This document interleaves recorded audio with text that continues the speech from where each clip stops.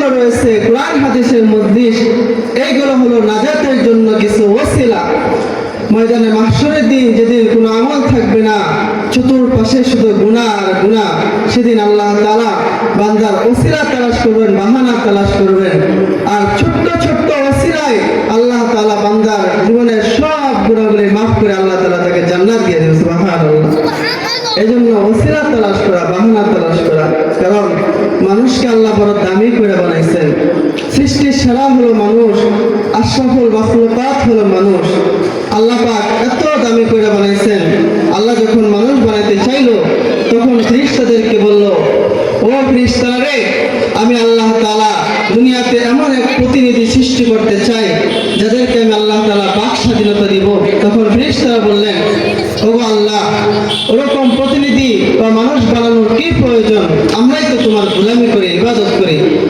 তখন আল্লাহ তাআলা বলেন, ও ফেরেশতারা, ইন্নী আ'লামু মা লা তা'লামুন, আমি আল্লাহ যা জানি তোমরা তা জানো না। আল্লাহ তাআলা মানুষ সৃষ্টি করলেন।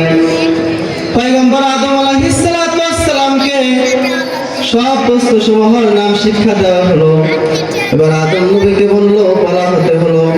আদম আলাইহিস সালাতু ওয়াস সালাম সব কিছুর নাম বলে দিলেন। ফেরেশতাদেরকে জিজ্ঞাসা করা হলো, তারা বলল না। এবার মানুষ যে শ্রেষ্ঠ আল্লাহ তাআলা বোঝানোর জন্য আল্লাহ তাআলা বলেন, ও ফেরেশতারা, যে বনি আদম সব কিছুর নাম এত সুন্দর করে বলেছে, যাও তোমরা তাকে সেজদা দাও। সবাই সেজদা দিল, কিন্তু ইবলিস সেজদা দিল না।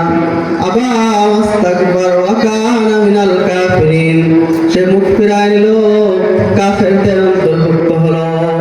কিয়ামত পর্যন্ত আল্লাহ তাআলা তার গলার মধ্যে লানাতের তক্তা আল্লাহ তাআলা বসায় দিলেন।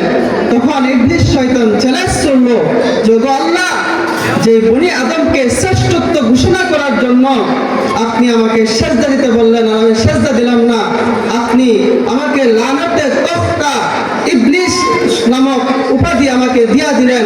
কিয়ামত পর্যন্ত মানুষ আমাকে ইবলিস নামে চিনবো? ওগো আল্লাহ, আমি চ্যালেঞ্জ করলাম যে একটা বনি আদম যারা আপনার গোলামি করা জান্নাতে যাবে, সেই সুযোগ আমি দিব না। তাদের শিরায় শিরায় ঢুকে ঢুকে আমি ইবলিস তাদেরকে নানা রকম ভাবে আমি ইবলিস তাদেরকে ধোঁকা দেব। তখন আল্লাহ তাআলা বলেন, ও ইবলিস, আমি আল্লাহ মানুষকে বানাইছি বড় শ্রেষ্ঠ করে। আমার বান্দারা গুনাহ করবে, নাফরমানি করবে, হাজারো অন্যায় করার পর যখন বান্দাটা আবার আমার কাছে ফিরে আসবে, আবার যখন আমি আল্লাহ তাআলার গফফার নাম ধরে ডাকবে, জিন্দেগীর সব গুনাহগুলি মাফ করে আমি আল্লাহ তাআলা তাকে জান্নাত দিয়ে দেব। সুবহানাল্লাহ। এজন্য আল্লাহ তাআলা বান্দার বাহানা তালাশ করেন, ওসিলা তালাশ করেন, যে কোন ওসিলায় বান্দাকে ক্ষমা করা যায়। হাদিসে পাকে এসেছে যে এক মহিলা, জিনাখোর মহিলা, জীবনে এমন কোনো গুনাহ নাই, নাফরমানি নাই, সে করে নাই। তো একদিন সে রাস্তা দিয়ে যাইতেছে, দেখে যে একটা কুকুর সে পানির পিপাসায় ছটফট করতেছে। মহিলাটা এই দৃশ্য দেখা সে আল্লাহর একটা মাখলুকের সাথে সে সুন্দর আচরণ করেছে, সুন্দর ব্যবহার করেছে। যে কুকুরের এই তৃষ্ণা দেখে সে তার পায়ে ছিল চামড়ার মোজা, এই মোজা দিয়া দূর থেকে কুয়া থেকে পানি উত্তোলন করে ওই কুকুরকে পান করাইছে। ওই মহিলা যখন মারা গেছে, আল্লাহ তাআলা এই কুকুরকে পানি পান করানোর ওসিলায় তার জিন্দেগীর সমস্ত গুনাহগুলো আল্লাহ তাআলা মাফ করে দিয়েছে। সুবহানাল্লাহ। আর যিনি বলেন সুবহানাল্লাহ, জিন্দেগীর সব গুনাহগুলো মাফ করে দিয়েছে। এরকম আরেক বুজুর্গ যিনি কিতাব লিখতেছিলেন, দোয়াত কলম দিয়া কালি দিয়া কিতাব লিখতেছিলেন, এমন সময় একটা মাছি যে কালি পান করতেছে, বুজুর্গের দৃশ্য দেখা মাছিটাকে তাড়াই নাই, পানি পান করতেছে। তো ওই বুজুর্গ যখন মারা গেছে, পাশে আরেকজন বুজুর্গ দেখে যে ওই বুজুর্গ জান্নাতে ঘোরাফেরা করে। সুবহানাল্লাহ। জিজ্ঞাসা করো আল্লাহর ওলি, আল্লাহ তাআলা কোন ওসিলায় আপনাকে জান্নাত দিয়েছে?